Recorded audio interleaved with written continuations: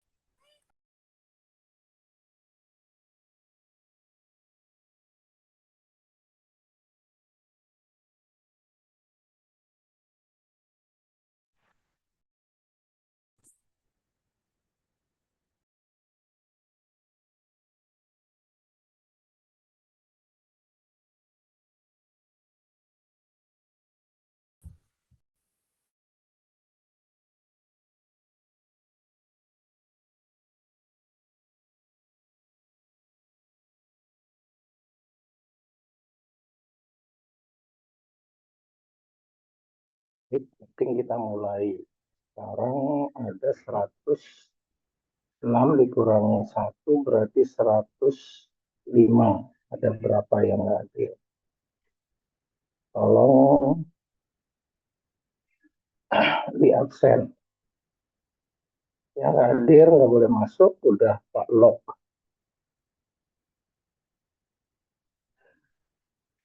Karena tolong di screenshot, di absen, yang double dicoret.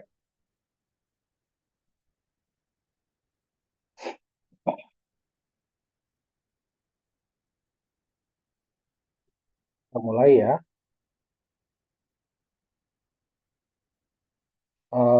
Seperti untuk absen, tolong dibuka dulu kameranya semua.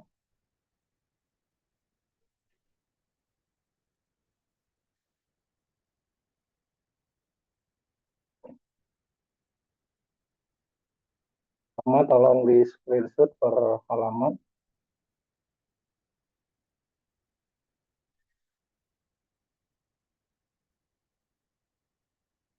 Yang nggak buka kamera nanti Bapak bisa keluarkan dari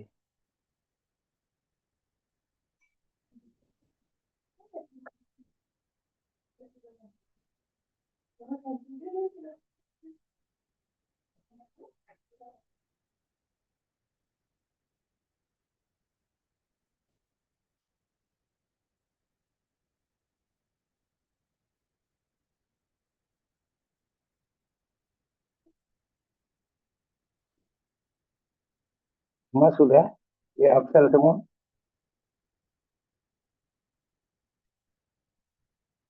Yang Mbak buka kamera, tolong dicoret, anggap hadir. Nanti Bapak keluarkan.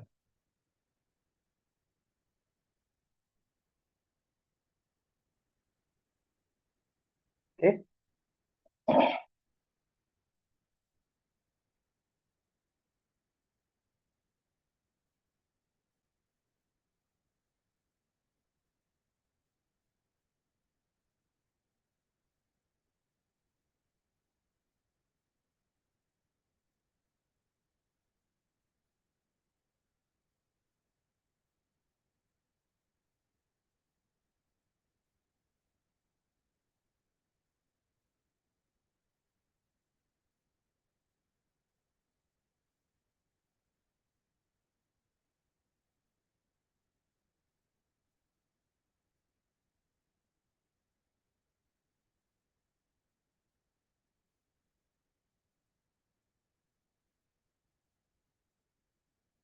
Forma sudah?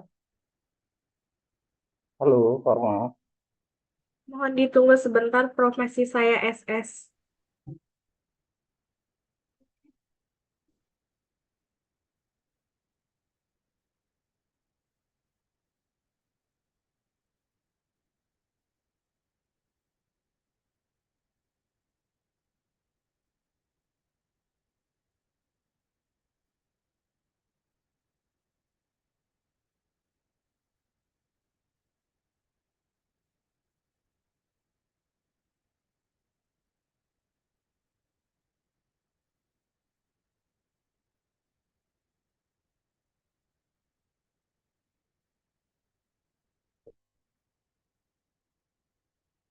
Bapak pilih yang untuk presentasi nil 01, 010,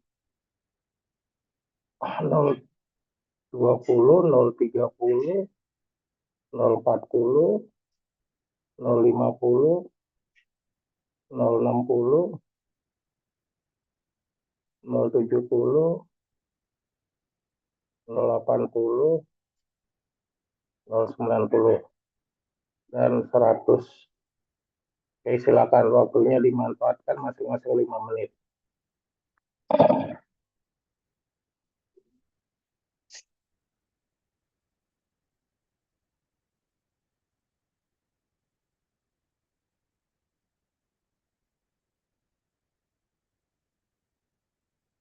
Mau pakai 2 device sudah tidak dimungkinkan karena di lock.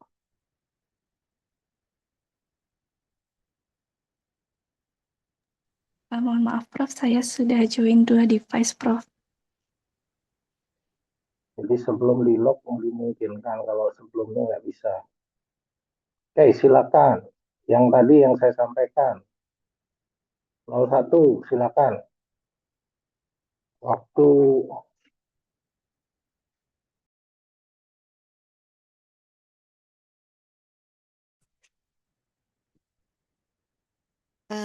Baik, Prof. Saya dari NIM 01, mohon izin untuk share screen, Prof.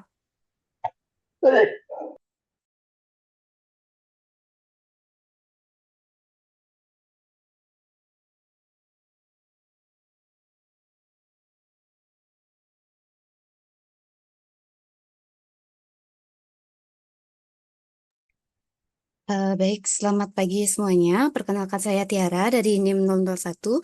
Di sini saya akan mempresentasikan tugas saya mengenai studi kasus terpadu pelayanan resep. Adapun resep yang waktunya. iya, Bapak. Adapun resep yang saya terima yaitu resep dari dokter gigi yang memuat obat asam efenamat dan meloxicam. Berikut ini adalah screening administratifnya. Jadi berdasarkan secara administratif dapat disimpulkan bahwa resep tersebut merupakan resep yang legal karena sudah terdapat informasi terkait dengan nama dokter yang menulis resep, SIP, dan alamat dokternya. Selain itu juga sudah terdapat identitas pasien yang akan menerima obat yang diresepkan, yaitu terdapat nama, umur, dan alamat pasiennya. Selanjutnya itu ada screening farmasitis, bisa dilihat pada layar. Ini adalah obat yang diterima pasien bentuk sediaan, kekuatan, jumlah obat, cara pemberian, dan aturan pakainya.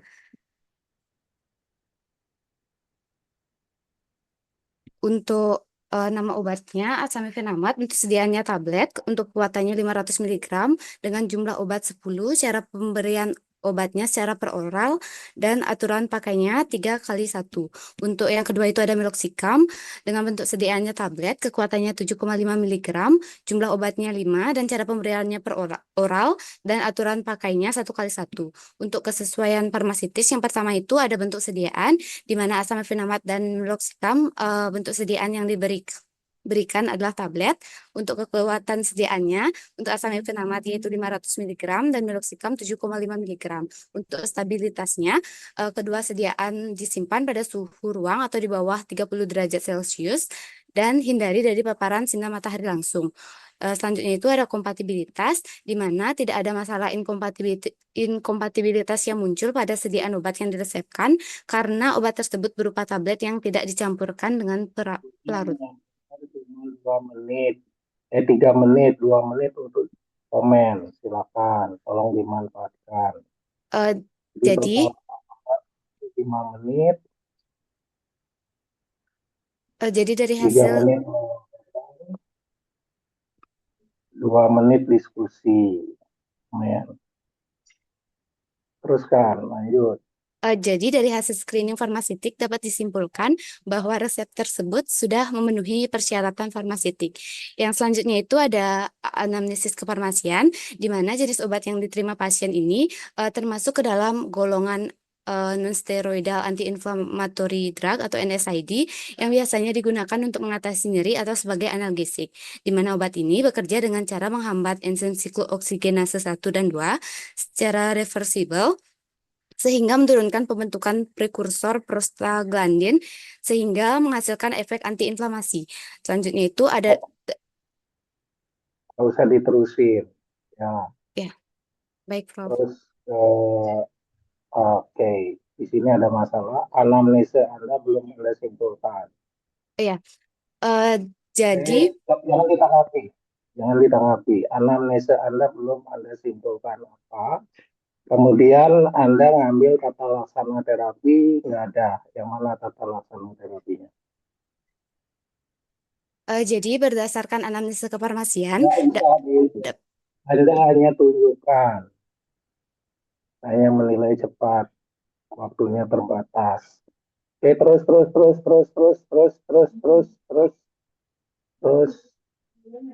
Asesmen 4T1W tidak berdasarkan pada tata laksana terapi.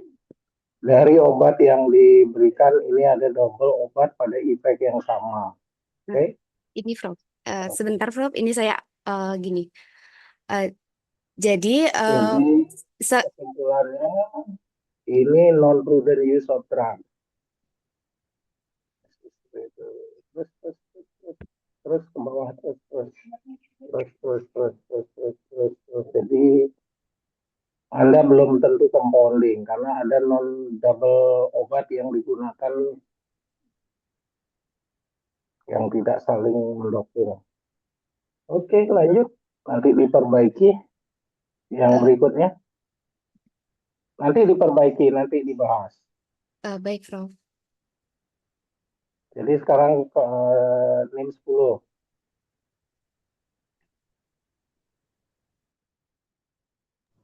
Baik, Prof. Saya akan izin share screen.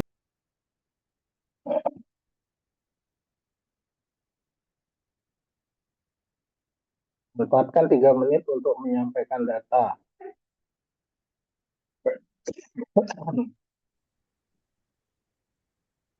Baik, perkenalkan nama saya Putus Dian Mahira Gayatri dengan NIM akhir 010. Berikut adalah resep yang saya dapatkan dari Dr. Niwayan Rusgianti. Berikut adalah hasil pembacaan resepnya, di mana pasien mendapatkan obat amlodipin dan atorvastatin.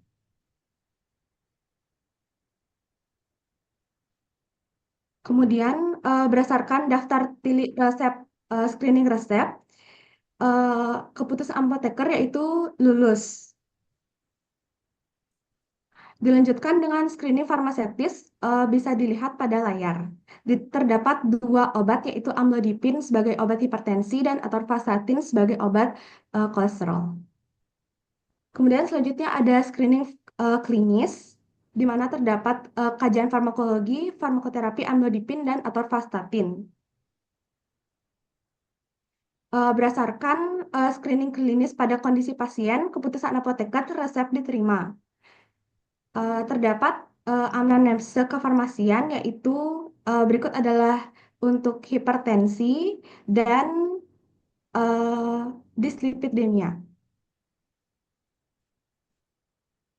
Berikut adalah tata laksana terapi, yaitu subjektif melihat dari uh, perolehan hasil wawancara dengan pasien tentang apa yang dirasakan secara subjektif, di mana berdasarkan pemeriksaan subjektif pasien atas nama Nyoman Mendra mendapatkan dua jenis obat, yaitu amlodipin dan atorvastatin, di mana amlodipin untuk berfungsi untuk menurunkan tekanan darah dan atorvastatin untuk menurunkan kadar kolesterol pada pasien. Kemudian objektif adalah data-data yang diperoleh dari hasil pemeriksaan medis, di mana pada resep tidak terdapat hasil-hasil pemeriksaan medis,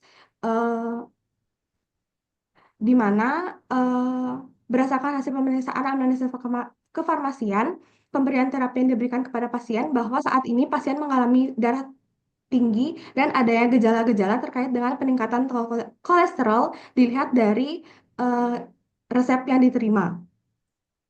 Kemudian terdapat asesmen dari 4T plus 1W kontraindikasi dan interaksi obat.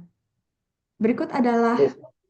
tabel dari tepat indikasi, di mana Dia dengan amlodipin dan atorvastatin telah oh, sesuai.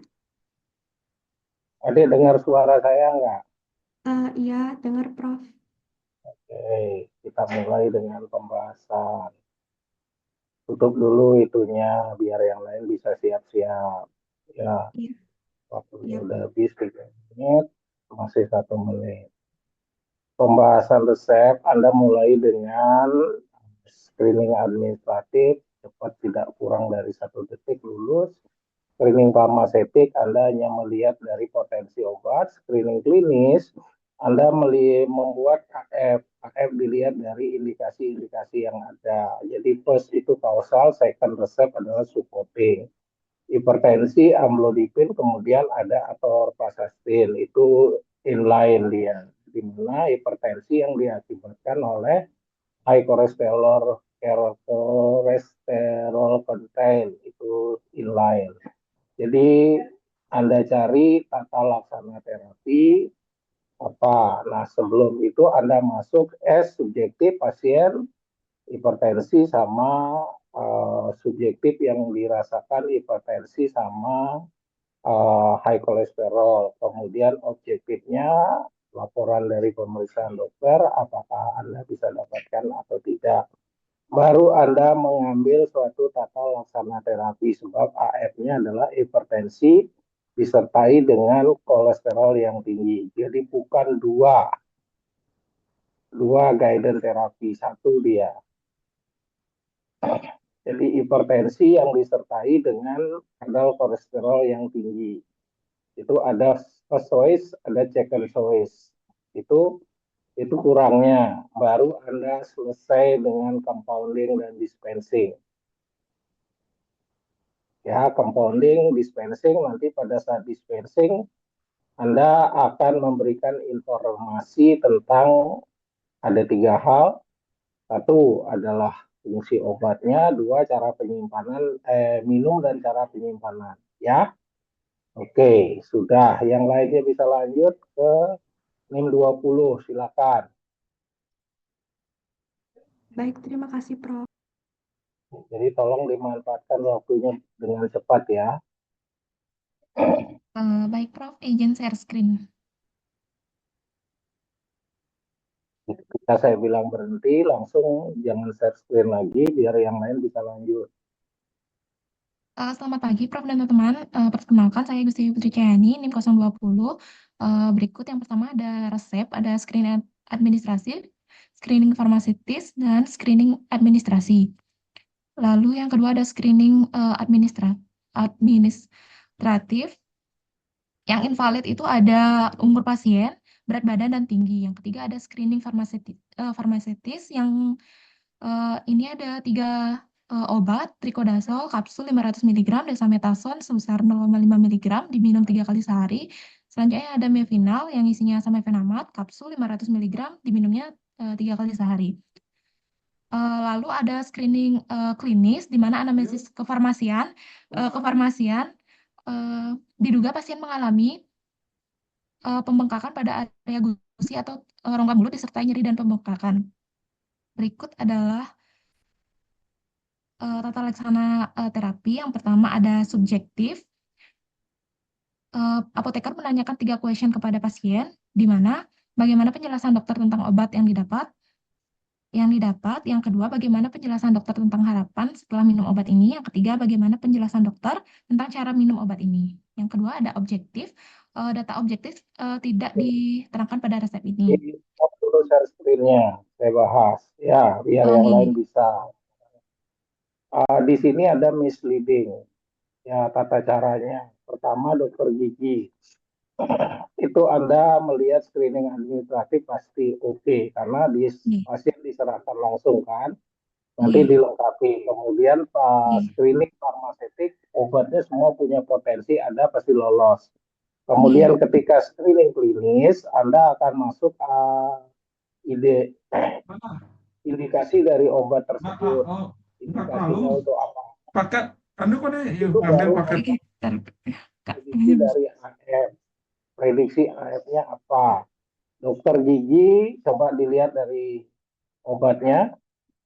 Dokter gigi pertama dia menggunakan cotrimoxazole, kemudian setelah itu dia memberikan di obat resep-resep.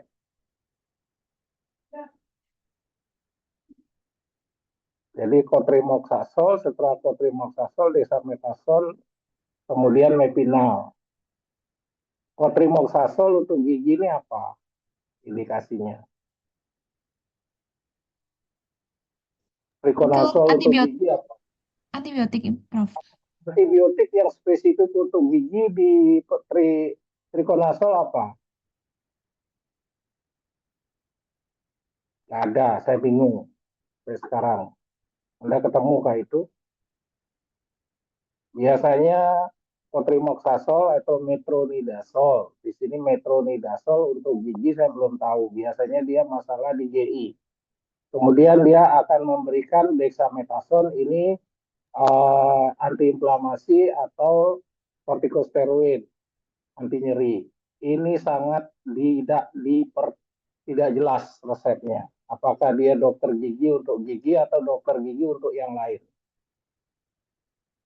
Anda katakan ini rasional. Saya lihat ini nggak rasional sama sekali. Nih, Prof. Ya, Anda harus cari itu. Oke, lanjut ke kelompok ke yang berikutnya.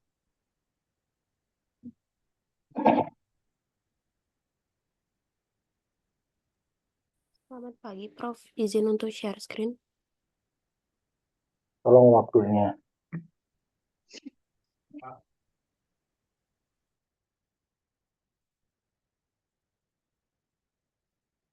Mohon maaf, Cahyani bisa diselesaikan share screen-nya? Oh ya, sebentar nih. Di depan. Lewat 1 menit.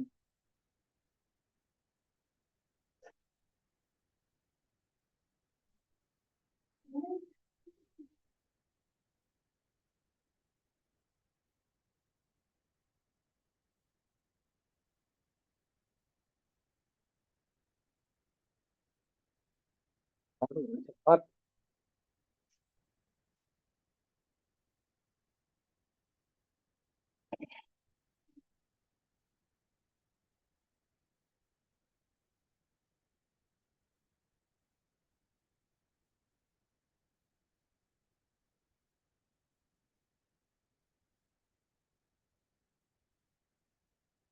Ini suaranya nggak ada ya?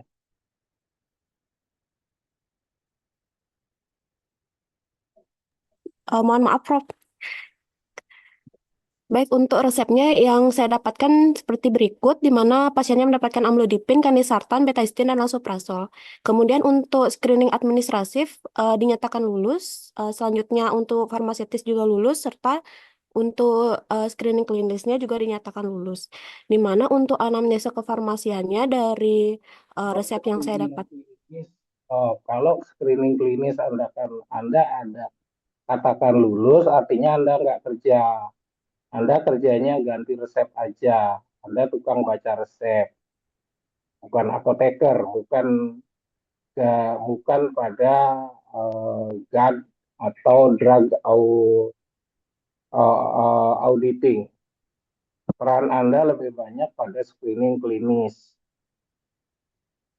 Jadi dari indikasi yang ada, Anda lakukan AF, kira-kira apa. Setelah AF, kemudian Anda kumpulkan dulu dari indikasi itu, Anda kumpulkan subjektif-objektif, kemudian Anda berdasarkan subjektif-objektif dan indikasi Anda buat AF. Setelah Anda membuat AF, kira-kira akan mendekati dengan diagnosis dari dokter. Baru Anda ambil tata laksana terapi untuk menilai 4T1W. Itulah screening klinis. Ketika dia keluar prudent use of drug atau non-prudent use of drug, itu hasil screening klinis. Kalau Anda katakan screening klinis lulus, berarti Anda non-apoteker. Ya. Nggih, Prof. Jadi saya lanjutkan ke slide ke kelompok yang berikutnya. Tolong Terima kasih, diperbaiki. Prof. Nggih, Prof. Jadi tadi 40 sekarang.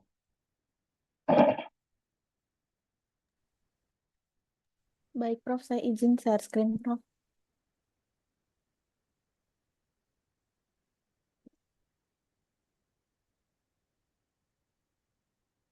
Apa sudah terlihat nih, Prof? Ya, silakan lanjut. Manfaatkan waktu ya. Baik, baik. Terima kasih, Prof. Berikut adalah resep yang saya peroleh, di mana selanjutnya dilakukan screening administratif dari resep tersebut dan dinyatakan lolos. Selanjutnya, ada pun screening farmaseutis di sini dalam resep yaitu diperoleh obat sporetik yang mengandung cefixim, kemudian Akita tablet yang mengandung atapulgit dan pektin, dan Skopma Plus yang mengandung hyosin butyl bromid dan paracetamol. Dan rute pemberiannya diberikan per oral. Dan berdasarkan screening farmaseutis di sini memenuhi dari segi bentuk sediaan, rute pemberian, dosis dan jumlahnya. Selanjutnya ada screening klinis berdasarkan anamnesis kefarmasian di sini memperoleh obat sporetik yang indikasinya sebagai antibiotik untuk mengobati infeksi dan obat Akita dengan indikasi mengobati diare dan juga Skopma Plus dengan indikasi meredakan nyeri dan kram perut pada pasien. Dan berdasarkan diagnosis pasien tidak diberikan mengenai data laboratorium dan rekam medis, dan anamnesis di sini bahwa pasien mengalami gastroenteritis yaitu infeksi pada saluran pencernaan terutama lambung dan usus yang menyebabkan gejala diare, nyeri perut dan juga demam. Dan selanjutnya ada pun dilakukan penggalian secara subjektif dan objektif. Dan di sini asesmennya selanjutnya adalah mengenai tepat indikasi, di mana terapi antibiotik ini digunakan untuk mengatasi infeksi. Dan berdasarkan resep pengobatan antibiotik sporetik ini sporetik Kesimpulannya apa? ya, Prof. AF kesimpulannya apa? Kesimpulannya di sini penggunaan berdasarkan resepnya ini sudah dinyatakan Pertama, berdasarkan indikasi subjektif objektif baru Anda menyimpulkan AF itu apa. Anda bilang apa nih penyakitnya, diagnosis dokter? menurut anamnesis gastroenteritis, Prof. Diare Iya, yang spesifik. masalah Kalau Anda pencernaan. sebut diare, ada dua, spesifik non spesifik. Ini diare spesifik apa non spesifik?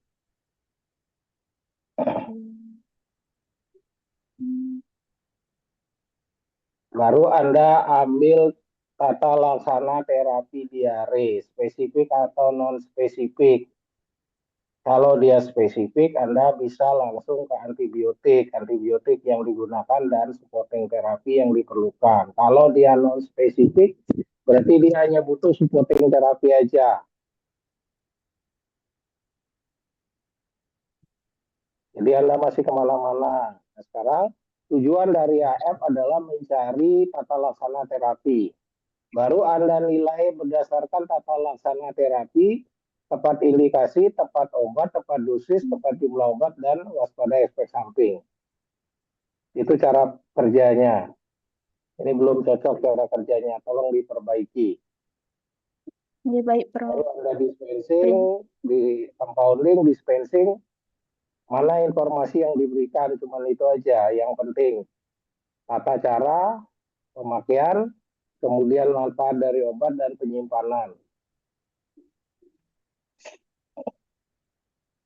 Oke, lebih bagus. Lanjut. Sekarang NIM berapa nih? 50 mestinya ya. Baik, Terima Prof. kasih, Prof.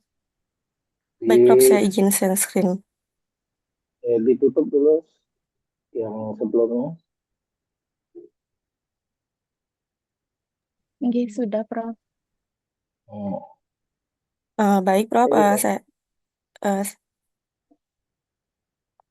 Baik, Prof. Saya Leputri Citra Mas Pratnya Ramasari dengan NIM 50.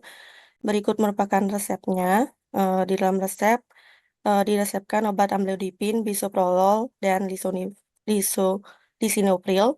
Kemudian daftar artikel screening resep. Yang pertama ada screening administratif, di mana kajian administrasinya lolos karena identitas dokter dan informasi obat sudah lengkap. Kemudian screening farmasetis yang meliputi golongan obat, bentuk sediaan, kekuatan sediaan, stabilitas sediaan, dan inkompatibilitas obat.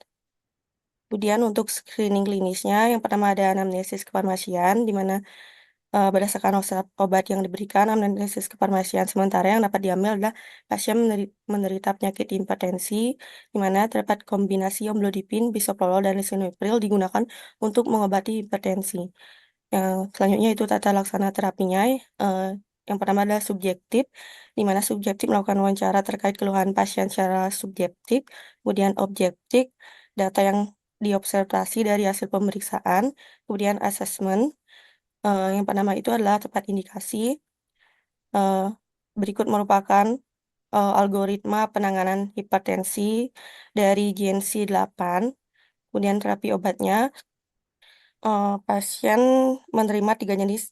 Pasien itu menerima obat dengan golongan ACI, CCB, dan beta blocker, yaitu ACI-nya adalah lisinopril dan CCB-nya adalah amlodipin dengan penambahan beta blocker, yaitu bisoprolol.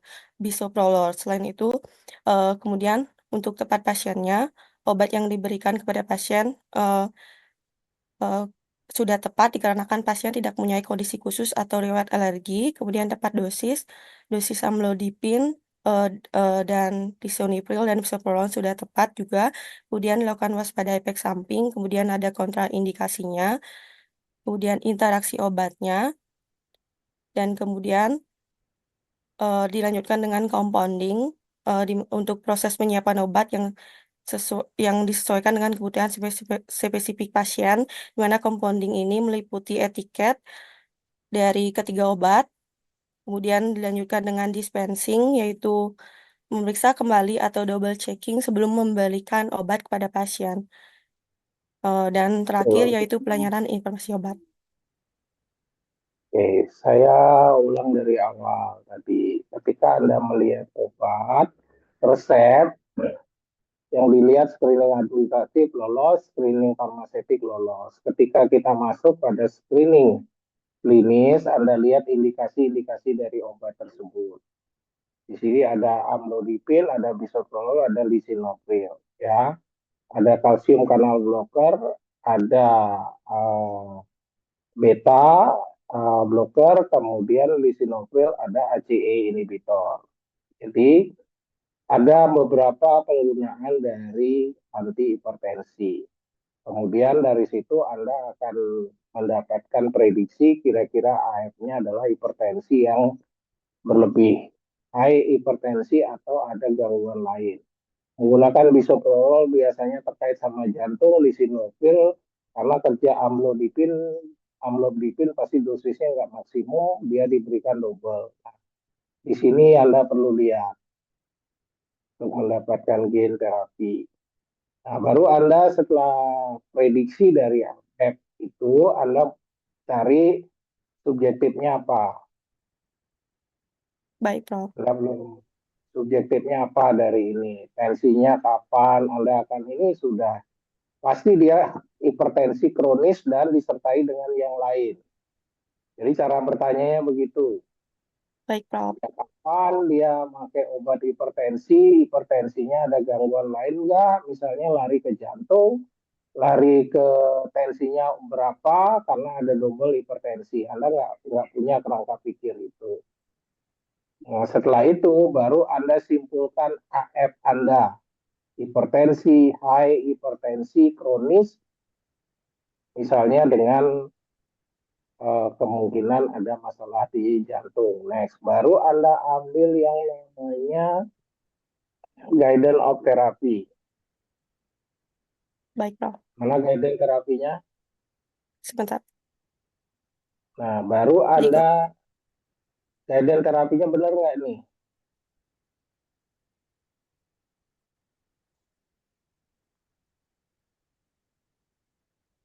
Kapan dia pakai kombinasi obat tersebut? Nggak ada. Kapan dia pakai kombinasi? Kemudian ada ACE, ada kalsium kanal blocker, ada beta blocker. Ini nggak ketahuan.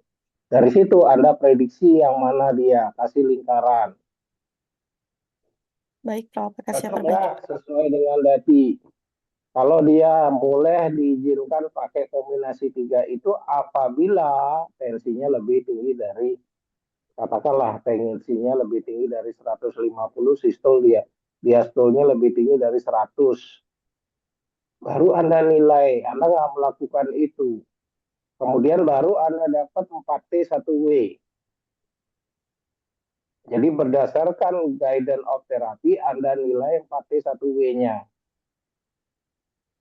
Nah, kalau dia keluarnya banyak tidak cocok, Anda konfirmasi ke dokter. Kenapa dia menggunakan 3 obat yang sama, memberikan indikasi yang sama. Anda bilang cocok semuanya. Ini belum bisa dilanjutkan kepada compounding. Baik, Prof. Ya, lanjut sekarang 50-60. Mohon maaf, Prof, 60 tidak bisa join. Oke, coret ya, tolong ininya. Formal, tidak bisa join alasan apa, dicatat. 670. Baik, Prof, saya izin untuk share screen-nya.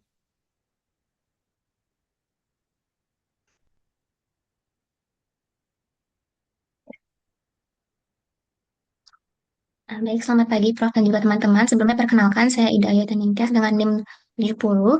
Berikut merupakan resep yang saya dapatkan, yakni pasien diresepkan obat Fasikox atau meloxicam, kemudian Laptibal, yakni mecobalamin, dan juga lameson atau methylprednisolone. Kemudian untuk di screening administratif, ini berdasarkan hasil screening, resep diketahui merupakan resep yang legal, namun berdasarkan screening farmaseutis di sini dalam resep itu belum terdapat kekuatan dari masing-masing obat, sehingga apoteker di sini perlu untuk mengkonfirmasi terkait kekuatan obat yang diresepkan. Jadi, kalau tidak ada ditulis potensinya, berarti secara aspirali pakai yang terkecil.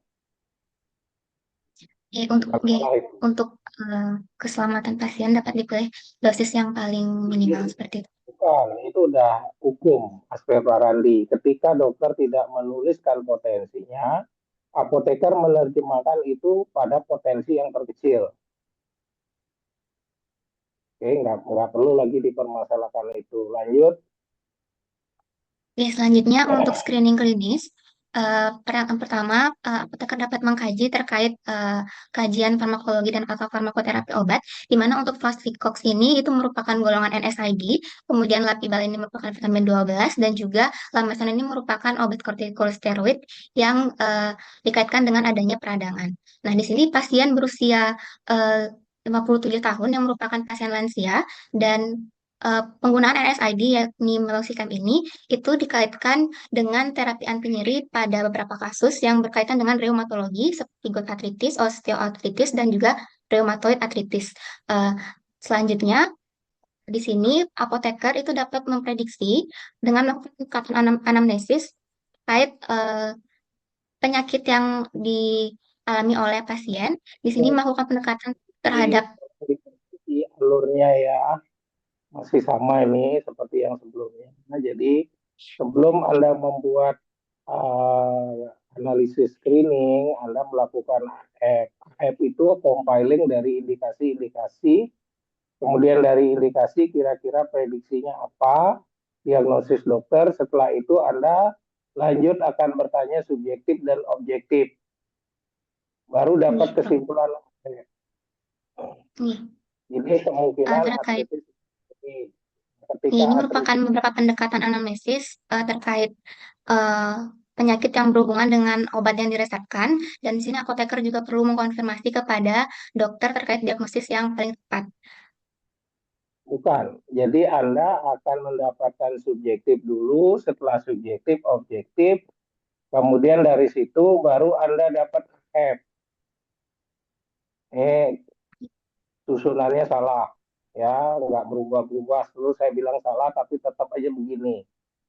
Subjektif objektif, setelah itu baru dapat AF. Baru Anda simpulkan AF, setelah Anda simpulkan AF, ini kira-kira artritis reumatoid. Jadi kalau subjektif pasti dia akan bertanya sejak kapan nyerinya, apa ada kaitan nyeri di lutut, berapa lama, kemudian objektifnya biasanya ketahuan nggak ada sampai uji lab. Kalau ada bagus, tapi Anda lihat dari kondisi pasien, terlihat rasa nyeri di mana segala macam. Setelah itu Anda simpulkan dia adalah artritis reumatoid. Baru Anda ambil guidance terapi artritis reumatoid, baru Anda lakukan assessment berdasarkan dari guidance terapi yang Anda pilih berdasarkan hasil dari AF Anda. Baru Anda lihat tepat indikasi itu benar nggak obatnya. Lanjut ke bawah. Benar nggak meloxicam digunakan untuk itu, kemudian Lameson ini anti radang, kemudian ke bawah lagi. Jadi benar nggak ini indikasinya Lapibal itu memang dibutuhkan untuk perbaikan. Jadi kalau dari obat yang dikatakan bisa dikatakan indikasinya tepat. Tepat obat di sini terkait dengan dosis. Obat yang dipilih benar nggak sesuai dengan guidance-nya. Hati-hati kalau pakai meloxicam, berkepanjangan akan bermasalah pada deep vein inflammation atau radang membengkak atau berdarah pada pena yang paling dalam. Oke, lanjut. Kemudian tepat dosis, setelah tepat dosis, tepat obat, tepat dosis, baru tepat jumlah. Oke, lanjut ke bawah. Simpel-simpel aja kerjanya. Terus. Waspada efek samping. Nah, penggunaan dari meloxicam berkepanjangan digabung dengan anti radang itu masalah besar. Ya, Anda informasi apa yang Anda akan berikan saat indikasi. Kemudian dari sini, kalau cocok semua berarti ini kesimpulannya apa? Oke, prudent use of drug. Ketika prudent use of drug, baru Anda lakukan compounding. Lanjut ke bawah. Compounding tidak perlu disampaikan. Sekarang yang saya lihat adalah di dispensing. Dispensing adalah informasi yang diberikan 3. Fungsi dari obat, kemudian aturan pakai dan cara penyimpanan. Itu aja. Terus lanjut ke bawah, terus. Baru Anda tambahkan terapis non-farmakologis kepada pasien sebagai informasi obat. Terus, nah ini pencatatan dan pelaporan. Ini PMR, Patient Medication Record. Anda sudah masuk ke PMR, ambil tata tilik dari PMR yang biasa IAI pakai. Nanti apoteker wajib submit PMR ini dalam Indonesia Satu Data. Next, terus ke bawah. Paling bawah. Nah, ini kurang. Di farmasi, di apoteker wajib melakukan apa? Drug monitoring terapi. Itu plannya apa? Baru Anda dapat nilai 90 dari saya. Ya, Prof. Terima kasih untuk masukannya, Prof. Akan saya revisi nih, Prof. Lanjut sekarang NIM 80. Ya baik, Prof. Izin share screen.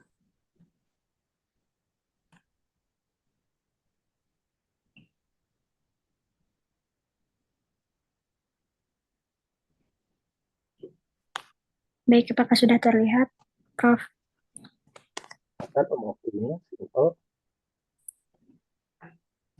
Baik, berikut merupakan hasil resep yang saya dapat.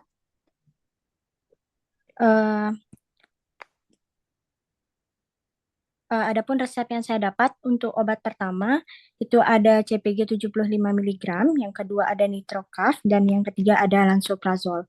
Berikut merupakan daftar tilik screening resep. Screening resep yang pertama ada asal usul resep, itu sudah dinyatakan lolos oleh keputusan apoteker. Yang kedua juga sudah dinyatakan lolos oleh apoteker, dan screening 3 juga obat-obatan yang diminta, yaitu ada CPG, Nitrocaf, dan Lansoprazole. Selanjutnya ada screening administratif, di mana berdasarkan hasil screening administratif, diketahui bahwa resep yang diterima merupakan resep yang valid yang ditunjukkan dengan adanya keterangan identitas pasien, nama, umur, dan jenis kelamin. Selanjutnya ada screening farmaseutik, meliputi bentuk dan kekuatan sediaan, stabilitas dari kompatibilitas atau ketercampuran obat. Berikut merupakan obat-obat yang terdapat pada resep. Selanjutnya ada screening klinis anamnesis kefarmasian. Yang pertama ada CPG yang memiliki kandungan clopidogrel yang memiliki indikasi antiplatelet. Yang kedua ada Nitrocaf yang memiliki kandungan nitrogliserin untuk angina pectoris. Dan yang ketiga ada Lansoprazole yang memiliki kandungan lansoprazole untuk indikasi gastric protection. Untuk pemeriksaan subjektif itu merupakan keterangan tentang kondisi pasien berdasarkan keluhan atau diagnosis pasien, di mana pemeriksaan ini dilakukan oleh seorang apoteker untuk melengkapi data serta penunjang kesesuaian pengobatan obat dengan keluhan yang dialami pasien. Pada kasus ini, pasien tidak dilaporkan memiliki alergi terhadap obat. Dalam pemeriksaan subjektif, apoteker dapat menanyakan efek samping atau gejala yang mungkin dialami pasien terhadap penggunaan clopidogrel, nitrogliserin, dan lansoprazole. Selanjutnya ada pemeriksaan objektif, di mana hasil dari pengukuran pemeriksaan laboratorium pasien menunjukkan pasien berusia 54 tahun dengan pasien hipertensi, penggunaan antiplatelet seperti clopidogrel yang diindikasikan untuk mencegah pembekuan darah, sementara nitrogliserin diberikan sebagai profilaksis angina. Berdasarkan hasil pemeriksaan ini, pasien menerima terapi antiplatelet dan nitrat untuk mengelola gejala angina pectoris serta lansoprazole untuk melindungi perlindungan lambung. Selanjutnya berikut merupakan tepat indikasi. Yang pertama ada berikut merupakan algoritma pendekatan diagnosis dan tata laksana HPS. Selanjutnya yang kedua ada tepat obat, itu pemilihan obat dengan diagnosis pasien dan kondisi yang mendasari dari clopidogrel sesuai dengan pencegahan kejadian kardiovaskular, terutama pada pasien yang berisiko tinggi seperti kasus ini. Nitrocaf sebagai obat nitrat yang mengurangi nyeri angina dengan meningkatkan aliran darah ke jantung. Selanjutnya ada Lansoprazole membantu melindungi lambung dari risiko gangguan akibat antiplatelet yang meningkatkan risiko gastritis atau ulkus lambung. Baik, selanjutnya ada tepat pasien, di mana pemilihan obat juga mempertimbangkan kondisi individu pasien. Berdasarkan resep, pasien tidak memiliki alergi dan tidak ada riwayat penyakit penyerta lain yang dapat mempengaruhi pemberian obat ini. Berikut merupakan tepat dosis. Baik, Ayu perannya Suari. Panggilannya dia siapa ya? Suari, Prof. Suari. Iya, Prof. Bukan dulu MBKM sama Bapak. Gimana, Prof? Bukannya dulu MBKM sama Bapak di TS. Iya, Prof. Oke. Bagus. Cuman rule-nya perlu dipertegas ya. Rule-nya tuh aturan step by step pekerjaan. Iya. Jadi pada saat AF itu Pak udah tekankan, pada saat AF isinya indikasi, dari indikasi subjektif, objektif, baru kesimpulan kira-kira diagnosanya apa. Iya. Baik, Prof. Nah setelah itu Suari langsung masuk kepada guidance of therapy dari kira-kira AF yang dimunculkan atau diagnosisnya apa. Ini kan diagnosisnya masalah jantung ini. Iya, Prof. Kemudian supporting terapinya yang terakhir masalah nyeri lambung. Iya. Itu supporting terapi. Karena dia prediksi akan kemungkinan masalah ketika diberikan obat itu secara terus-menerus. Nah, itu udah bagus. Kemudian tepat obat, tepat indikasi, tepat obat, dan segala macamnya tinggal dibahas. Sekarang yang Pak ingin tekankan pada saat dispensing, apa yang Anda sampaikan. Oke, Prof. Ya, disampaikan di situ karena dia menggunakan apa? Obat apa yang paling penting Anda ini kan? Clopidogrelnya, Prof. Antiplatelet. Nitro, Nitroglycerin. Gimana pakainya? Itu 1 kali sehari sebelum makan, Prof. Gimana pakainya? 1 kali sehari sebelum makan, Prof. Ya, dimakan apa ditaruh di bawah lidah? Belum sempat saya cari nih ke Prof. Mohon maaf. Nah, itu yang terpenting ya. Iya, baik, Prof. Nitroglycerin itu di bawah lidah kalau nggak salah. Dia sublingual. Ya, clopidogrel juga akan bermasalah karena kalau dia waktunya tidak teratur, dia akan bermasalah. Nah, 2 info penting itu Anda harus sampaikan. Kemudian lansoprazol, apakah dia rutin minum atau dia boleh hentikan. Karena dia supporting terapi, kalau tidak menimbulkan masalah pada lambung, berarti dia boleh dihentikan. Nah, itu pentingnya di sini. Kemudian terakhir PMR. Anda masukkan data tilik PMR dari IAI, apa yang dicatat, segala macam. Setelah itu baru masuk kepada pemantuan obat.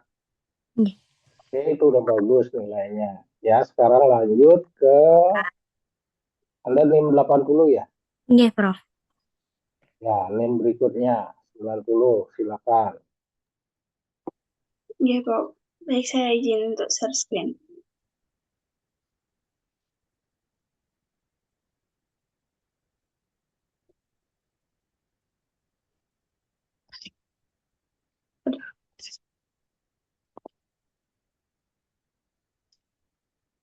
Keluar.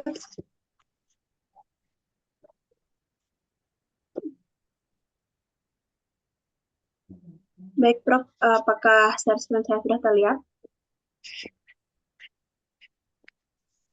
Lanjut presentasinya.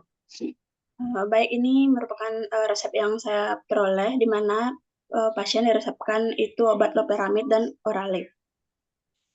Untuk screening administratifnya sudah lolos, namun dari ada beberapa yang tidak dicantumkan dari identitas pasien, itu seperti berat badan, tinggi badan, dan riwayat alergi. Kemudian untuk screening farmaseutisnya, di sini untuk obat yang didapat sudah tepat. Kemudian untuk screening klinis, yaitu anamnesis farmasian, misalkan dari obat yang didapat yaitu loperamid dan Oralid. Tadi rule ini tadi belum tepat, Anda harus perbaiki ya. Oke, baik, Prof. Ini harus diperbaiki. Dari AF, Anda akan mendapatkan obat itu kira-kira prediksinya apa? Prediksinya diare non spesifik. Ketika diare non spesifik, subjektifnya mana? Sejak kapan dia mencret, apa yang diminum, kan gitu. Iya, benar, Nah, Prof.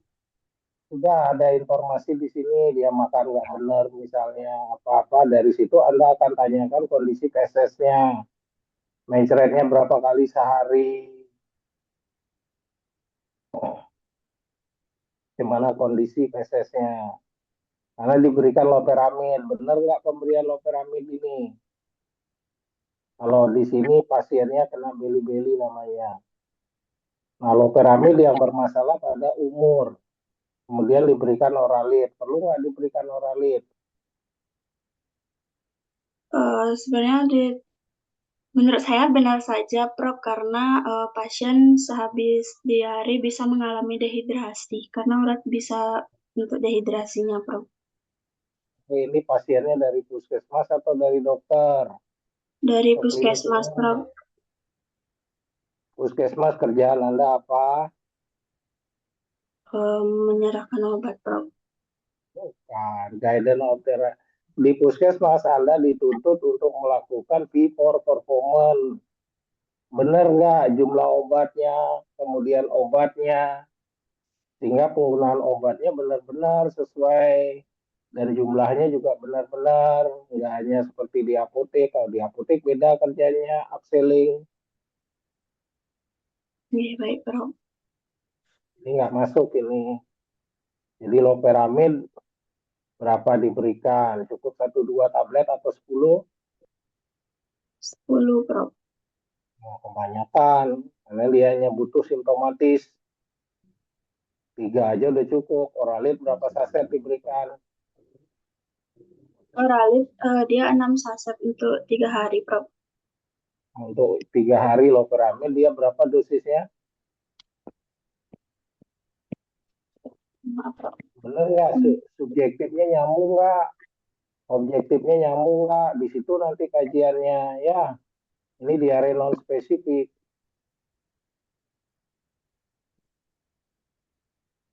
Kemudian kira-kira penyebab diarenya apa? Kalau penyebab diarenya beli-belinya adalah bakteri, katakanlah bakteri yang tidak sehat, harus diberikan apa di sini? Ini Anda belum tata laksana terapinya, nggak ada, nggak tepat. Karena kesimpulan AF Anda nggak tepat. Ya, Iya, baik, Prof. jadi di sini umurnya dewasa. Oke, berapa kali dia sudah subjektifnya, berapa kali dia sudah ke belakang? Gimana konsistensi dari fesesnya? Air berbuih apa dan segala macamnya. Subjektifnya gimana? Nggak ada nih serum segala macam. Kalau dia diare non spesifik, dilihat di situ. Sekarang berapa lama dibutuhkan loperamid. Jadi oke, diare non spesifik penyebabnya adalah keracunan makanan. Baru diberikan untuk mencegah itu. Perlu adsorben nggak? Ini sangat tidak tepat ini cara penilaiannya ya. Karena guidance of therapy non spesifik juga belum. Oke, lanjut ke berapa tadi? Tadi 90, Prof. ya 100. Silakan. Baik, Prof. Sebelumnya mohon izin saya dibantu untuk share screen karena terkendala di device, Prof.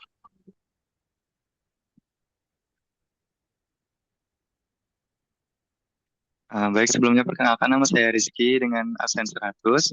Di sini saya mengkaji resep, di mana resepnya berisikan obat intidrol dan juga intrizin, di mana intidrol itu berisi metilprednisolon 8 mg dan juga intrizin berisi cetirizin. Dari kajian berdasarkan kajian resepnya, pada screening administratif sudah dinyatakan lolos, kemudian untuk farmaseutisnya juga. Kemudian pada screening klinis diketahui bahwa subjektif dari pasien dan juga objektif dari pasien, di mana pada subjektifnya diketahui bahwa pasien itu berusia 16 tahun dengan menderita gatal-gatal dan juga pada objektifnya terdapat papil di mana peninggian kulit pada beberapa bagian di tubuh pasien. Gatalnya tidak mengganggu kehidupan sehari-hari, tapi terasa gatal seperti itu, Prof. Kemudian berdasarkan subjektif dan objektif pasien dilakukan anamnesis kefarmasian, di mana berdasarkan resep dan juga keluhan pasien serta kondisi pasien diketahui bahwa pasien menderita urtikaria atau biduran seperti itu, Prof.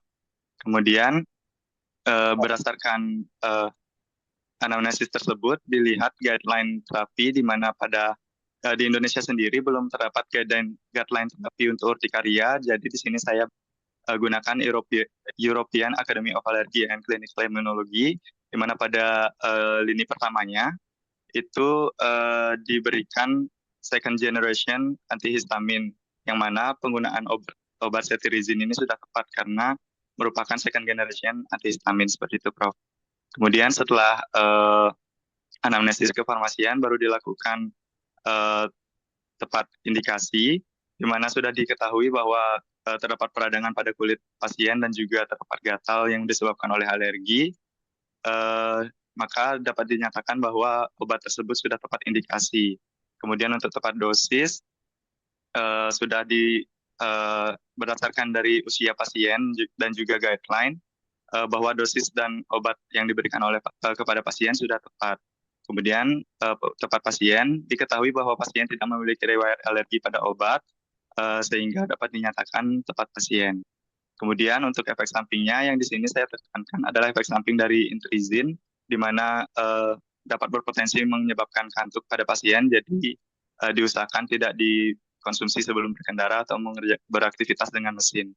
Kemudian selanjutnya pada plannya itu berarti saya gunakan pada pagi, siang, malam itu digunakan Intidrol, dan juga di malam hari digunakan Intrizin. Kemudian dilakukan compounding dan juga dispensing, di mana pada compounding dilakukan penulisan etiket. Kemudian pada dispensing diberikan informasi terkait indikasi dan juga obat serta aturan pakainya. Diberitahukan juga kepada pasien terkait efek samping obat, terutama pada intrizin ini, seperti yang saya katakan sebelumnya. Kemudian ketika setelah selesai melakukan dispensing, dilakukan tindakan PMR, yaitu Patient Medication Record, dan juga pemantauan atau monitoring terhadap pasien. Diedukasi juga kepada pasien untuk menghindari hal-hal yang dapat menimbulkan reaksi alergi bidurannya, di mana diketahui sebelumnya itu disebabkan oleh cuaca yang dingin. Kemudian dihindari juga alergen-alergen lainnya seperti makanan laut, obat kacang-kacangan, atau daging-daging yang menyebabkan alergi seperti itu. Kemudian diberitahukan juga kepada pasien untuk menggunakan pakaian yang longgar agar mengurangi iritasi kulit pada pasien, dan juga sebisa mungkin mengkonsumsi konsumsi makanan-makanan yang seimbang seperti buah, sayuran, dan juga air. Dan diberitahukan juga kepada pasien jika ada kecurigaan terhadap alergi tambahan atau alergi lainnya, atau mungkin kondisinya tidak membaik, bisa dihubungi dokternya seperti itu. Mungkin dari saya. Terima kasih. Itu tadi rule-nya tolong disesuaikan ya. Luar biasa, bisa yang lain dijadikan contoh apa yang Rizky kerjakan. Jadi aturannya step by step-nya disesuaikan, sehingga nanti sesuai dia. Terakhir tutup dengan PMR, jadi setelah dispensing PMR. Kemudian baru buat yang terakhir adalah perencanaan monitoring.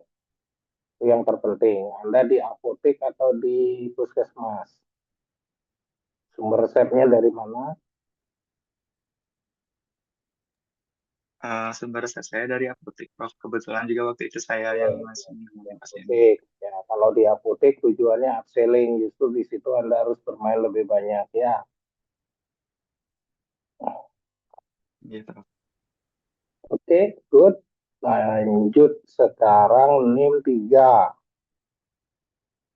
NIM 3 terus tinggal tambahkan 10. Baik, Prof. Saya izin untuk presentasi, Prof.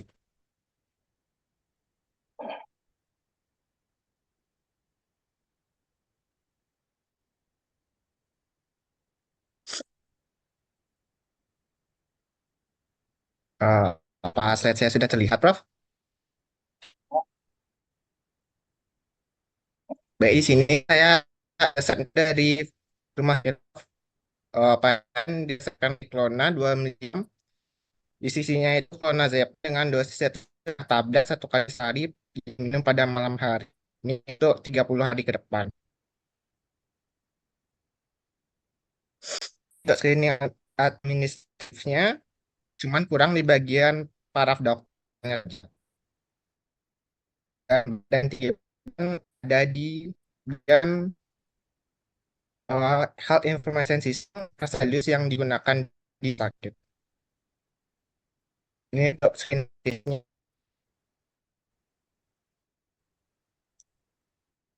Farmakologisnya obat kan untuk epilepsi berdasarkan gejala kejangnya, Prof. Untuk Riklona sendiri ini untuk red lag. Sebentar, Ya. Dek.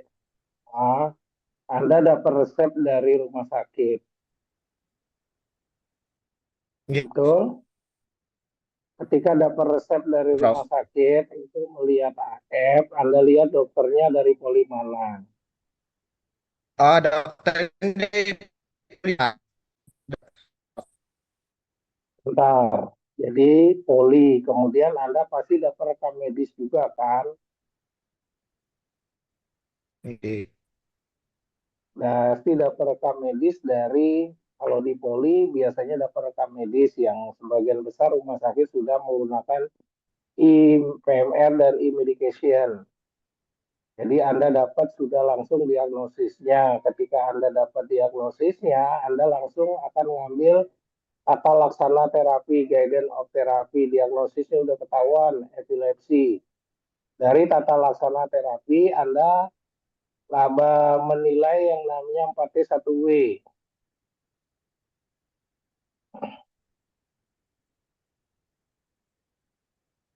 Kerjanya lebih banyak kalau di rumah sakit di situ. Ketika udah cocok, kemudian karena ini dia di rumah sakit, dia pasti BPJS rujuk. Jadi bukan kapitasi, dia PPK tingkat 2. Anda harus bekerja dengan P4 performance. Jadi akan beda cara kerjanya ketika di puskesmas, akan berbeda cara kerjanya ketika di apotek. Baik, Prof. Jadi Ini penilaian untuk pasiennya sendiri BPJS, Prof. Ya makanya tugas Anda penilaian P4 performance. Tepat obatnya, tepat indikasi, dan jumlah harga obat itu menjadi hal yang penting. Kalau nggak bocor rumah sakitnya. Prof. Anda yang Untuk bekerja di performanya situ. masuk, Prof. Ya. Baik, Prof. Yang dilihat adalah cost effectiveness. Jangan bilang masuk dulu, Anda belum mengerjakan itu semua tadi.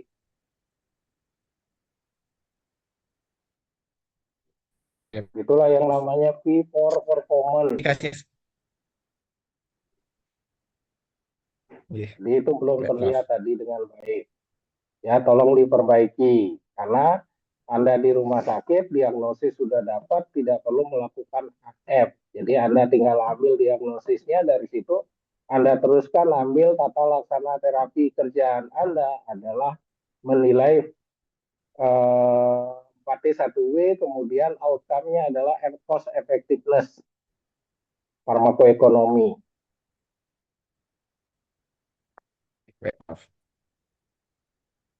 Kemudian 013. Yes, Prof.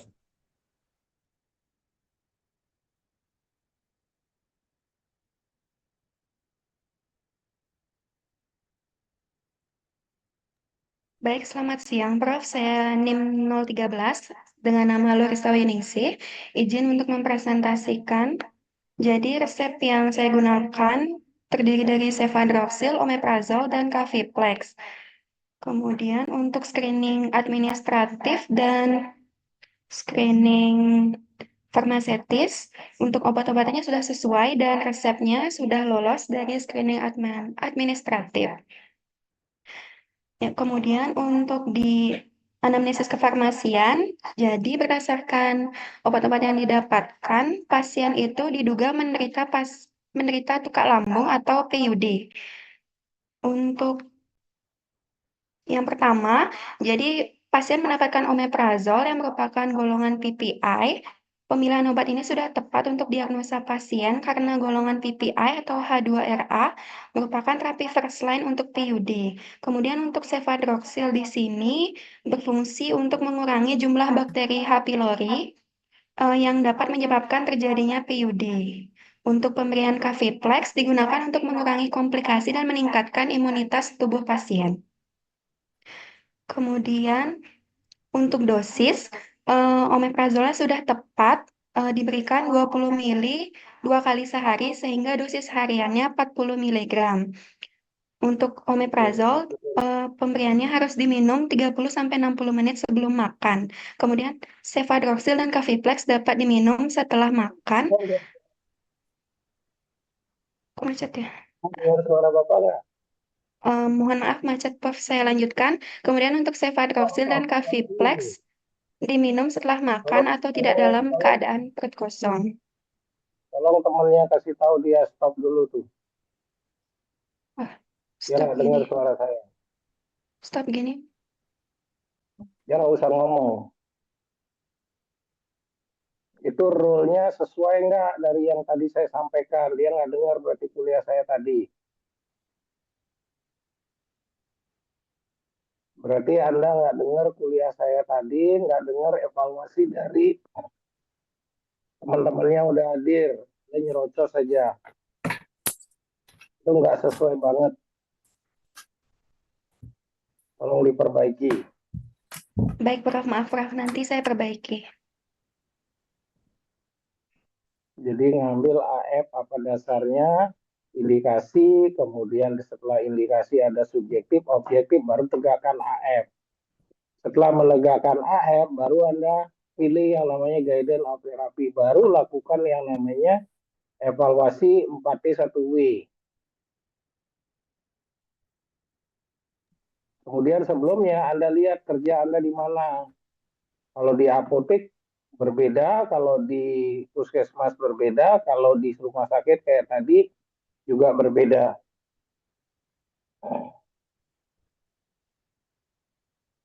Oke, sekarang NIM 13.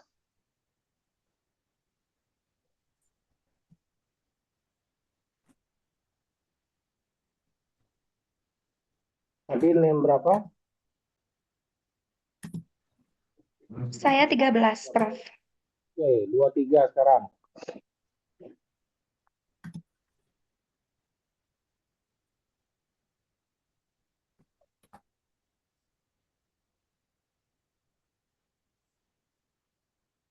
Cepat waktu hilang.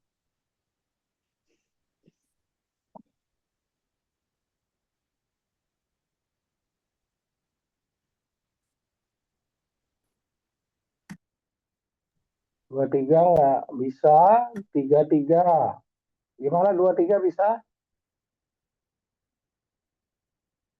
Halo, suara saya terdengar nggak? Terdengar, Prof. 23 kemana?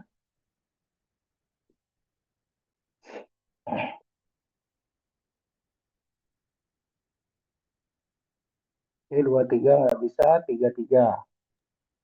Baik, Prof. Izin share screen.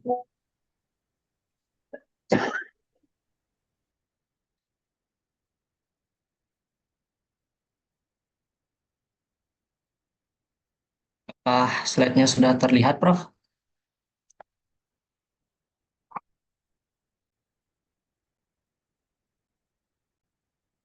Baik, di sini saya akan mempresentasikan tentang pengkajian resep. Yang pertama, di sini resepnya di mana pasien mendapatkan lansoprazol, domperidon, dan sucralfate sirup. Dari screening administrasi, di sini berdasarkan screening administratif ini legal karena terdapat nama dokter, SIP, alamat dokter, maka resep tersebut dapat dilayani. Berikut adalah screening farmasitisnya sudah sesuai.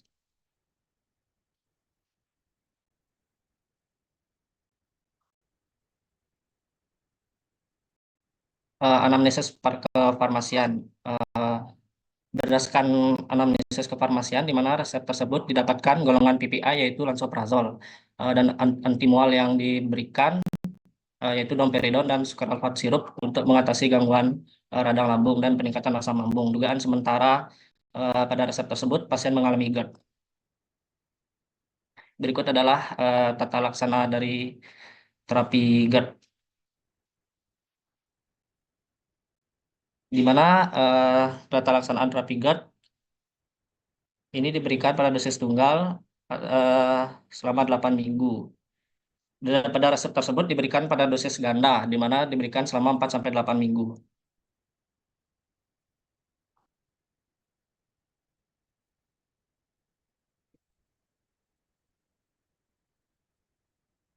Berdasarkan subjektif, di mana pasien atas nama Perli ini ditanyakan kepada pasien tersebut, menanyakan riwayat penyakit, menanyakan penggunaan obat, selain yang diresepkan, bagaimana penjelasan dokter tentang cara penggunaan obat. Itu objektif tidak terdapat pada resep. Dapat indikasi di mana lansoprazol ini merupakan terapi yang paling efektif. Tadi dengerin nggak apa yang Bapak bilang? Jadi subjektifnya mestinya tidak ada, Anda cari. Ya, kalau ada bagus, kalau tidak ada, bilang tidak ada di dalam resep atau Anda isikan. Kemudian objektifnya nggak ada. Dari situ subjektif objektif selesai, baru Anda simpulkan yang namanya AF. AF-nya tadi GERD. Oke, setelah itu Anda ambil tata laksana terapi GERD. Setelah dapat tata laksana terapi GERD, baru Anda menilai yang namanya 4T1W. Kesimpulan paling bawah setelah 4T1W apa? Kesimpulannya, prudent use of drug atau non-prudent, sesuai atau tidak sesuai, rasional atau tidak rasional. Kalau rasional, Anda lanjutkan kepada compounding. Setelah selesai compounding, Anda berikan dispensing. Pada saat dispensing, Anda akan diminta yang tepat adalah 3 informasi. Penggunaan obat, dosis, dan cara penyimpanan. Aturan pakai. Itu yang penting diinformasikan. Setelah itu ada informasi dari obat atau pemberian tambahan informasi farmakologis, non-farmakologis treatment. Setelah itu Anda buatkan PMR, Patient Medication Record. Ya, setelah selesai dengan PMR-nya, Anda kalau di apotek Anda merencanakan pemantauan terapi. Itu rangka pikir dari tugas ini. baik, Prof. Ya, apa yang Anda buat belum sesuai tepat banget ya. Prof, baik. Salah. Nanti direvisi. Terima kasih. 43 sekarang. Saya masih ada waktu. Satu lagi. Nanti saya minta diskusi.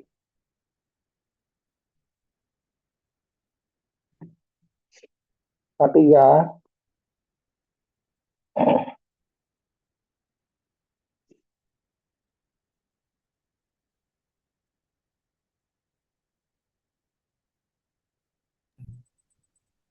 Apakah sudah terlihat, Prof, share screen-nya? Belum, sambil jalan lanjut aja. Silakan Komal Subowo. Tri. Baik, berikut resep yang saya peroleh, di mana obat yang diresepkan itu ada amlodipin 10 mg sebanyak 10 tablet, serta samifenamat 500 mg sebanyak 10 tablet. Resep berasal dari dokter yang praktik, itu para praktik mandiri, dan ditebus di apotek. Kemudian terdapat screening administratif.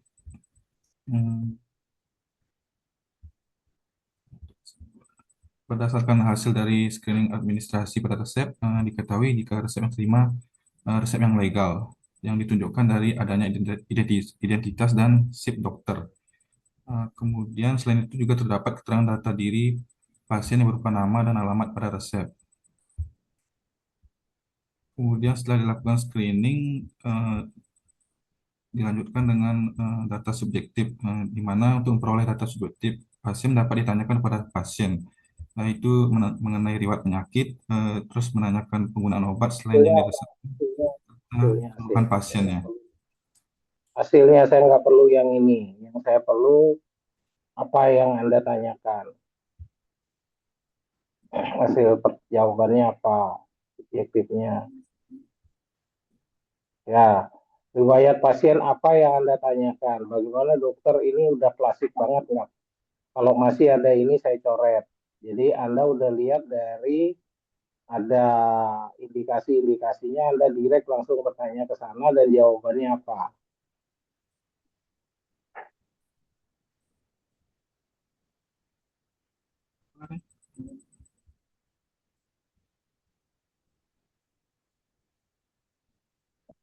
Ada amlodipin, kemudian ada yang namanya asam mefenamat. Amlodipin biasanya hipertensi. Anda akan bertanya hipertensinya berapa lama. Kemudian ada mefenamic acid, nyerinya di mana. Setelah itu asesmennya apa namanya, AF-nya apa? Hipertensi disertai dengan nyeri. Hipertensi disertai dengan nyeri, logik nggak?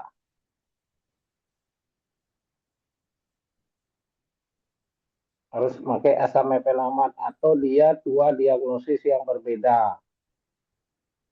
Hipertensinya tetap, nyerinya dengan ini beda. Kalau di apotek tuh begitu berpikirnya. Ini nggak inline obatnya. Ada amlodipin, ada mefenamic acid. Itu tata laksana terapi nggak ada yang menggunakan itu. Jadi dia kemungkinan besar dua diagnosis yang berbeda.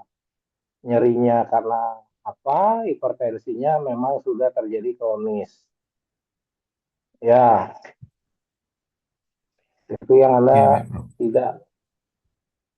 tidak rinci di sini. Anda anggap ini satu diagnosis. Padahal kemungkinannya obat 1 dan 2 nggak nyambung.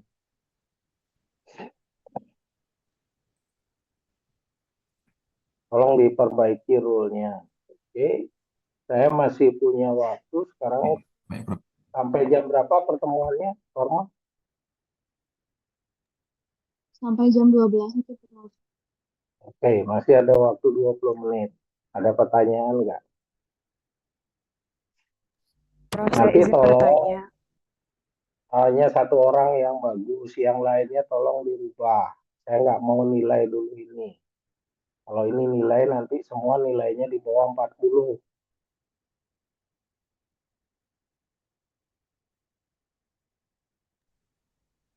Prof, saya izin bertanya. Silakan. Oke, baik. Pasien, Jadi NIM berapa? saya NIM 117, Prof. Ya, silakan. Oke, baik. Jadi berdasarkan sudah dipresentasikan oleh teman-temannya begitu, di mana Prof lebih menekankan ke anamnesis kefarmasian seperti itu. Nah, karena saya pribadi belum memiliki, maksudnya belum pernah berkecimpung di bidang rumah sakit, atau mungkin karena saya baru di apotek sebatas pelayanan obat saja seperti itu, Prof, terkait anamnesis kefarmasian seperti itu. Nah, saya izin bertanya, Prof, apabila di dalam suatu kondisi seperti itu kita menerima obat dari resep dokter seperti itu, misalnya satu obat seperti itu, misalnya natrium diklofenak seperti itu. Nah, kemudian kita tidak mengetahui secara umum kan natrium diklofenak itu obat NSAID seperti itu. Nah, biasanya digunakan untuk nyeri seperti itu ya, Prof. Nah, di sini kita tidak mengetahui misalnya Prof nyeri yang spesifik yang dirasakan oleh pasien seperti itu. Misalnya apakah dia nyeri kronik, nyeri sedang atau bagaimana seperti itu. Nah, kira-kira pertimbangan secara cepat kita memberikan obat tersebut bagaimana ya, Prof? Mungkin sekian, Prof. Mohon maaf apabila ada kesalahan. Terima kasih. Baik, pertama kali jadi apoteker ada obat yang harus dilayani oleh apoteker yang namanya obat atas resep dokter. Wajib dikerjakan oleh apoteker. Kita belajar sekarang ini adalah melayani obat dengan resep. Begitulah rule-nya kalau Anda jadi apoteker. Anda terima resep, Anda lakukan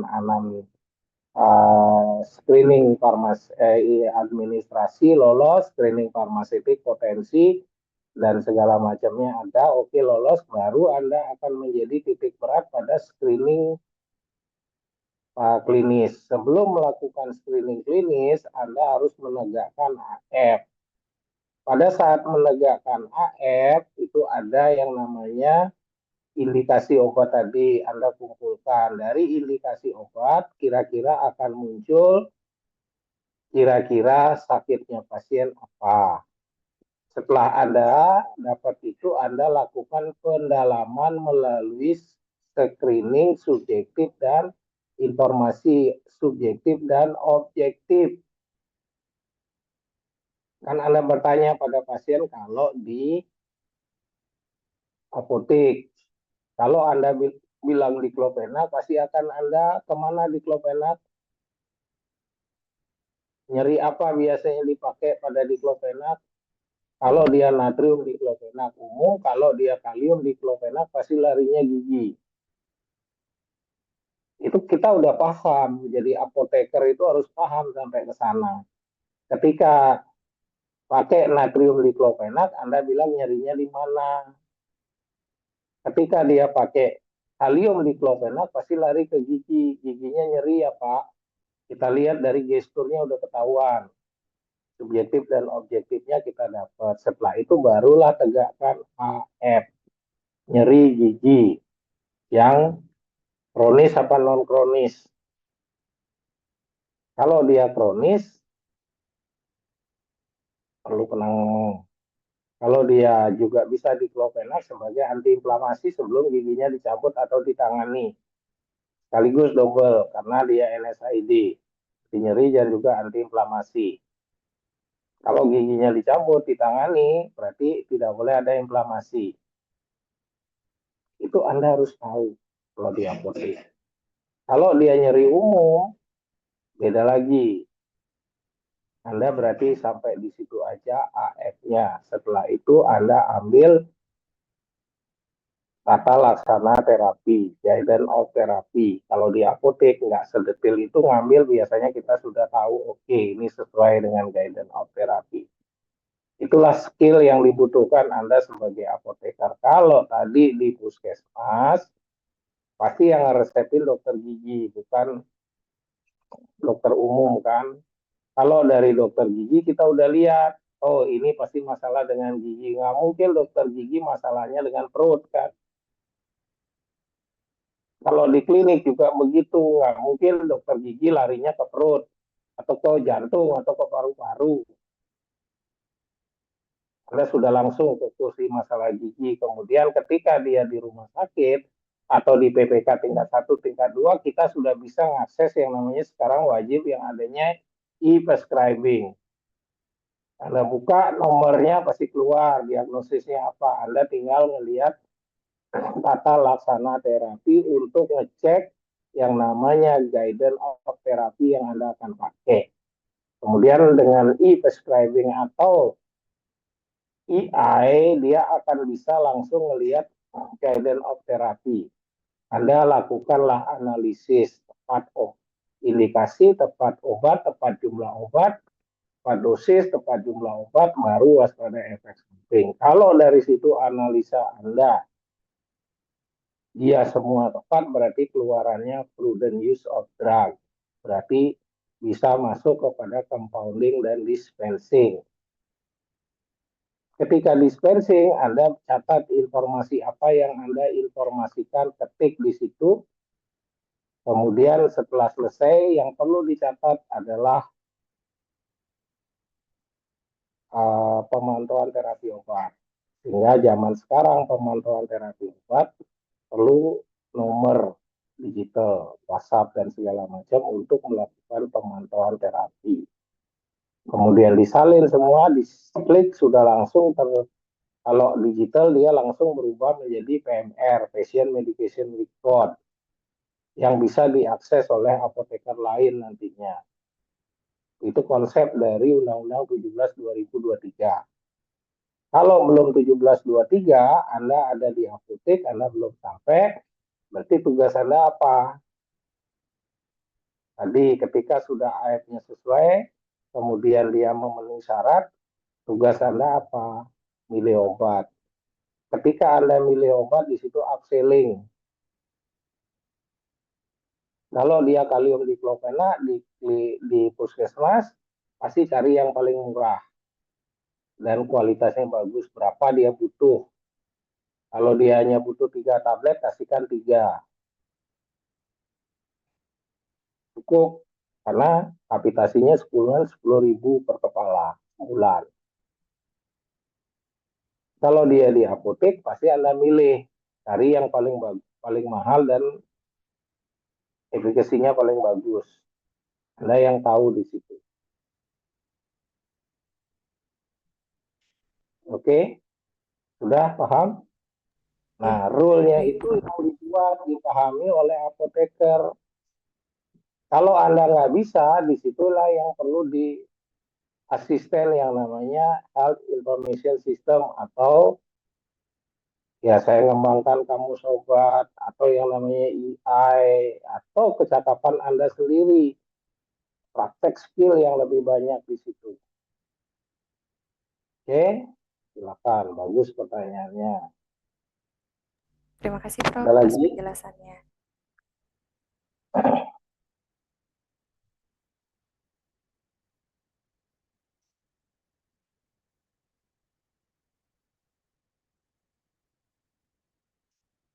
Silakan, ada yang bertanya lagi?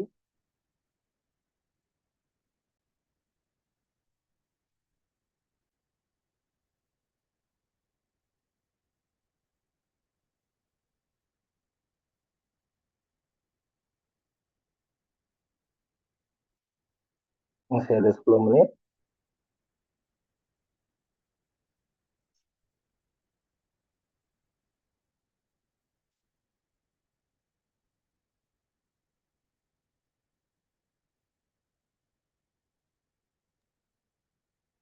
Kalau Prof mau izin bertanya, tapi mau pengiriman revisi gitu. Silakan. Pengiriman itu melalui email lagi ya, Prof? Ya, Untuk pengiriman revisinya juga melalui email Prof aja dikirimnya. ya, dikirim ke email saya, berikan judul revisi tugas resep. Baik, Prof. Untuk Kapan deadline itu Anda butuh waktu, silakan forma putuskan. baik, Prof. Terima kasih. Saya nggak matok, karena ingin nilainya bagus dan paham semua. Paham semua nggak? Step by step langkahnya. Biar ada perubahan. Kalau masih ngirim kayak tadi, saya jamin nilainya 40. Dan saya nggak peduli Anda lulus atau nggak lulus. Bukan urusan saya.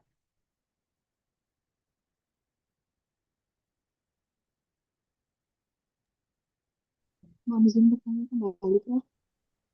Ya, Untuk beberapa teman yang tidak bisa join hari ini tetap mengirimkan revisi juga kan, nih, Prof? yang tidak hadir, yang nggak bisa dong.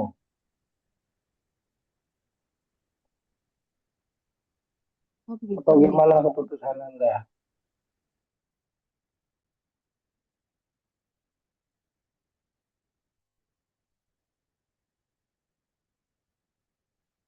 Ini kan resiko dari kuliah online. Makanya jamnya kemudian saya lock langsung di situ. Dan kalau nggak nyala videonya, ya kalau nggak ada alasan, ya dianggap nggak hadir. Berarti dia tidak boleh melakukan perbaikan. Kalau dosen lain mungkin silakan aja. Kalau saya kan itu konsekuensi dari Anda memilih online. Oke, baik, baik, terima kasih. Biasanya online itu kan tipu-tipu.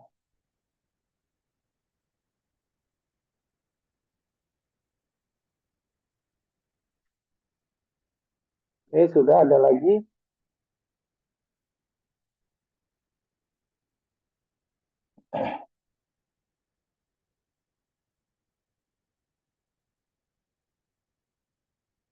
Karena kajian resep itu udah 3 kali. Kuliah saya 2 kali. Di farmasi forensik, kemudian di sini. Ada 2 kali pertemuan pilihan resep. Makanya mestinya sekarang ini pertemuan yang kedua Anda udah paham. Karena saya udah jelasin semuanya saat kuliah. Tapi ternyata 95% nggak mengikuti. Artinya Anda nggak paham. Ya, oke, ada lagi? Nggak ada? Sudah ya, kalau nggak ada.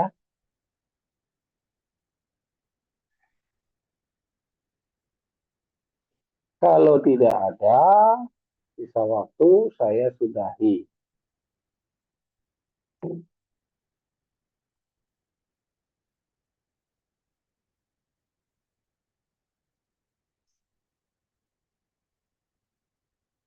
Nah, ini ada namanya Pratama. Minta chat ke saya untuk menghadap ngapain? Ikut kuliahnya di sini.